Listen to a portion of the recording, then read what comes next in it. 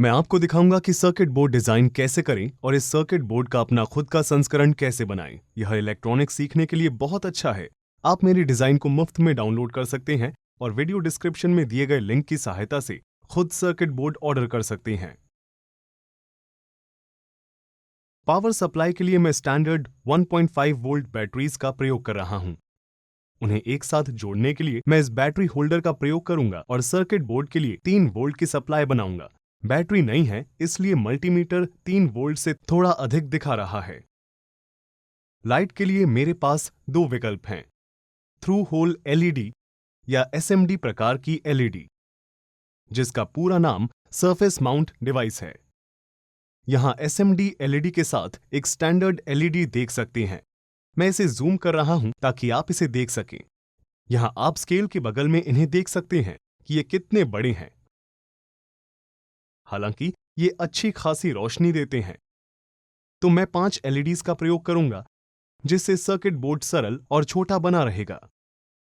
SMD LED को संभालना थोड़ा कठिन होता है, इसके लिए आपको चिमटी यानी ट्वीजर की जरूरत होगी। मेरी टिप है कि इसे गहरे रंग की सतह पर प्रयोग करें, क्योंकि अगर आपने इसे दरी पर गिरा दिया तो ढूंढना मुश्किल होगा। आपका जल्दी से एक टेस्ट लेता हूं। आपको इस दरी पर कितने सामान दिख रहे हैं? नीचे कमेंट सेक्शन में ग्रिड रेफरेंस के साथ अपने जवाब हमें बताएं। आमतौर पर एसएमडी एलईडी के ऊपर एक छोटा डॉट या बिंदु होता है, जिसे देखने के लिए आपको माइक्रोस्कोप की जरूरत होगी। लेकिन कभी-कभी मैन्युफैक्चरर इसका प्रयोग एनोड या कैथोड दिखाने के लिए करते हैं, इसलिए मैन्युफैक्चरर की डेटा शीट हमेशा चेक करें या स्वयं टेस्ट करें। यहां हम देख सकते हैं कि जब पॉजिटिव को डॉट से कनेक्ट करते हैं तो एलईडी प्रकाशित होती है। पीछे की तरफ भी आप एक सिंबल देख सकते हैं। फिर से ये एनोड या कैथोड हो सकता है, तो इसके लिए डेटा शीट चेक करें या टेस्ट करें। हम देख सकते हैं जब इस प्रकार हम कनेक्ट करते हैं तो एलईडी प्रकाशित होती है। एलईडी प्राप्त करने के लिए सप्लायर की वेबसाइट पर जाएं और उनके कंपोनेंट्स में खोजें। मुझे ये वाले पसंद हैं क्योंकि इनमें पीसीबी फुटप्रिंट होते हैं, जिसका प्रयोग बाद में किया जा सकता है। हम यह भी देख सकते हैं कि इस एलईडी में नारंगी रोशनी है। इसका फॉरवर्ड करंट 20 मिली एम्प्स और फॉरवर्ड वोल्टेज 1.9 वोल्ट्स है। महत्वपूर्ण बात यह है कि फॉरवर्ड वोल्टेज 3 वोल्ट्स की सप्लाई से कम है, जो सर्किट बोर्ड की डिजाइन को आसान बना देता है। अब हमारे पास 2 विकल्प हैं। हम एलईडी को पैरेलल या सीरीज में कनेक्ट कर सकते हैं। यदि हम इन्हें सीरीज में जोड़ें तो हर एलईडी 1.9 वोल्ट्स की सप्लाई लेगी। इसका मतलब उन सभी को पावर देने के लिए हमें सर्किट बोर्ड को 9.5 वोल्ट्स की पावर सप्लाई देनी होगी। इसके बजाय हम इन्हें पैरेलल में कनेक्ट करेंगे, जिससे हर एलईडी को समान वोल्टेज मिलेगी और हमें केवल 1.9 वोल्ट सप्लाई की जरूरत होगी। लेकिन हम 3 वोल्ट सप्लाई का प्रयोग करेंगे। वैसे हमने पहले के वीडियो में सीरीज और पैरेलल के बारे में विस्तार से बताया है, उसके लिंक नीचे दिए गए हैं। अब यदि एलईडी को 3 वोल्ट्स दें और इसे केवल 1.5 वोल्ट्स के लिए ही रेट किया गया है, तो यह नष्ट हो सकती है। कंपोनेंट से बहुत अधिक करंट बहेगा और वो जल जाएगा। इसलिए करंट को सीमित करने और अतिरिक्त वोल्टेज हटाने के लिए रेजिस्टर की जरूरत होगी। हमें किस प्रकार के रेजिस्टर की जरूरत होगी? हमारे पास 3 वोल्ट्स की सप्लाई है और एलईडी का वोल्टेज ड्रॉप 1.9 वोल्ट्स है। यदि इसे पावर सप्लाई से घटा दें तो वोल्टेज 1.1 वोल्ट्स कम करनी पड़ेगी। एलईडी को 20 मिली एम्प्स या 0.02 एम्प्स के लिए रेट किया गया है। 1.1 वोल्ट्स को 0.02 एम्प्स से भाग देने पर 55 ओम्स का रेजिस्टेंस मिलता है। हमने ओम्स लॉ को पहले ही विस्तार से समझाया हुआ है, उसके लिए नीचे लिंक देखें। हमें रेजिस्टर की पावर रेटिंग भी पता होनी चाहिए।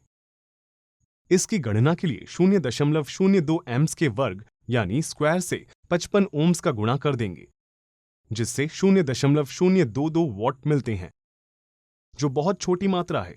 यह अच्छी बात है, क्योंकि ऊष्मा के रूप में रेजिस्टर पर इतनी ही ऊर्जा की हानि होती है। अतिरिक्त 1.1 वोल्ट्स को हटाने के लिए हम ऊर्जा को ऊष्मा में बदल देते हैं। हम एसएमडी कंपोनेंट का प्रयोग करना चाहते हैं। इन्हें सप्लायर की वेबसाइट पर ढूंढ सकते हैं। हम इस वाले का प्रयोग करेंगे।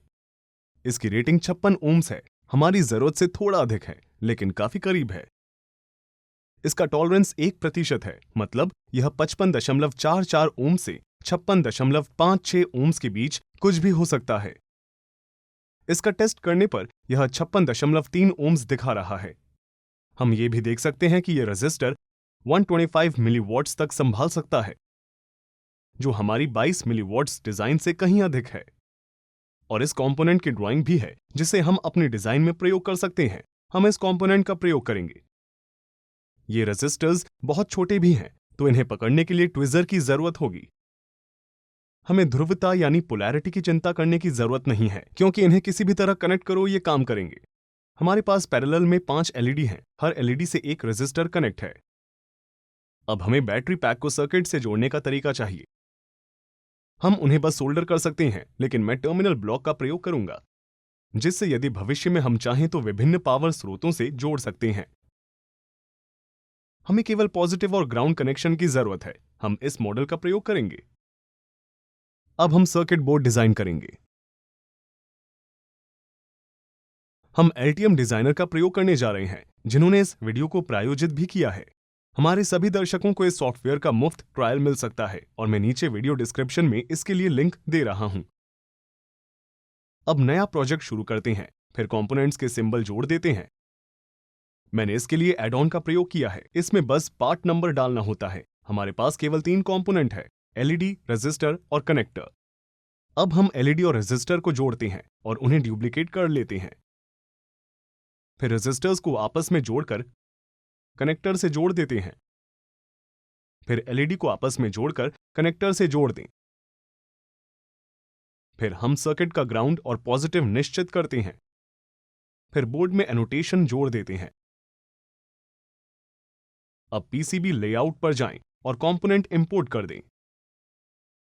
कनेक्टर को अपनी जगह पर लाएं। यह सही दिशा में लगा है, इसे सुनिश्चित करने के लिए 3D में चेक कर लें। फिर एलईडी को अपनी जगह पर लाएं और अलाइन कर दें। फिर रेजिस्टर्स को अपनी जगह पर लाकर अलाइन कर दें। यदि आप चाहें तो टेक्स्ट की जगह भी बदल सकते हैं। मैं कुछ छिद्र भी जोड़ रहा हूं, ताकि जरूरत पड़ने पर सर्किट बोर्ड को माउंट किया जा सके। फिर कंपोनेंट्स की पोजीशन सही करें। इसके बाद बोर्ड पर पॉजिटिव और ग्राउंड पोर्ट निश्चित करें। अब कंपोनेंट्स के बीच रूट बनाना शुरू करें। पहले रेजिस्टर्स और एलईडीज को कनेक्ट करें, फिर सारे रेजिस्टर्स को एक साथ जोड़ें और पॉजिटिव पोर्ट से कनेक्ट कर दें। फिर सारी एलईडीज को एक साथ जोड़ें और ग्राउंड पोर्ट से कनेक्ट कर दें। फिर अपना पॉलीगन सेट करें। अब पीसीबी ऐसी दिखनी चाहिए, ताकि प्रोजेक्ट को एक्सपोर्ट किया जा सके। पीसीबी ऑर्डर करने के लिए JLCPCB पर जाएं। उन्होंने हमारे इस वीडियो को प्रायोजित किया है। वे $2 में 5 सर्किट बोर्ड का शानदार ऑफर देते हैं। मैं नीचे वीडियो डिस्क्रिप्शन में इसका लिंक दे रहा हूं, कृपया उसे चेक करें। याद रखें, आप मेरे सर्किट बोर्ड की डिजाइन मुफ्त में डाउनलोड कर सकते हैं। नीचे वीडियो डिस्क्रिप्शन में इसका लिंक है। अब हम अपनी जर्बर फाइल्स अपलोड करेंगे और प्रीव्यू देखेंगे। यह अच्छा लग रहा है। हम रंग भी चुन सकते हैं, हालांकि मैं इसे हरा ही रहने दूंगा और चेकआउट पर जाऊंगा। कुछ दिनों में पोस्ट से हमारा सर्किट बोर्ड आ जाता है और हम इसे बनाना शुरू कर सकते हैं। अपने कंपोनेंट्स को तैयार करें। हम किसी सोल्डर पेस्ट का प्रयोग करेंगे। आप इसे ऑनलाइन खरीद सकते हैं। मैं नीचे वीडियो डिस्क्रिप्शन में इसका लिंक दे रहा हूं। अगर आपकी नजर अच्छी है तो ठीक, वरना आपको एक माइक्रोस्कोप की जरूरत पड़ेगी, या आप अपने स्मार्टफोन को जूम करके बोर्ड और कंपोनेंट्स को देख सकते हैं। बोर्ड के हर सोल्डर पैड पर थोड़ा पेस्ट लगाएं। फिर कंपोनेंट्स जोड़ना शुरू करें। मैं पहले रेजिस्टर लगाऊंगा, क्योंकि ये सबसे आसान होते हैं। उन्हें सही जगह पर लगाने और पेस्ट में दबाने के लिए आपको ट्विजर की जरूरत होगी। फिर इसे ऐसा दिखना चाहिए। अब एलईडीज लगाएंगे। ध्यान रखें कि वे सही से अलाइन हों। ऐसा करने के लिए मैन्युफैक्चरर की डेटा शीट देखें। हम एलईडीज को सही तरीके से अलाइन करते हैं और वे ऐसी दिखनी चाहिए। अब हमें एक हीट गन की जरूरत होगी। मैं इसका प्रयोग कर रहा हूं और मैंने इसे मध्यम गति पर 300 से 400 डिग्री सेल्सियस पर सेट कर दिया है। हीट गन को धीरे धीरे घुमाएं, जिससे सोल्डर पिघलना शुरू हो जाए। यह कंपोनेंट्स को अपनी जगह पर जमा देगा और आपको अच्छी फिनिश भी मिल जाएगी। हमारा सर्किट बोर्ड कुछ ऐसा दिखना चाहिए। फिर पावर कनेक्शन को बोर्ड में सोल्डर कर देंगे और ये ऐसा दिखने लगेगा। अब बैटरी पैक को बोर्ड से जोड़ें और बैटरी लगाएं। बोर्ड चमक उठेगा। आप चाहें तो स्विच भी लगा सकते हैं। तो अब हमारे पास है एसएमडी और थ्रूपुट कंपोनेंट्स की बनी हुई हमारी अपनी सरल circuit board light. Electronics engineering के बारे में और अधिक सीखने के लिए स्क्रीन पर दिए गए किसी भी वीडियो को देखें और मैं आपसे अगले वीडियो में मिलूंगा।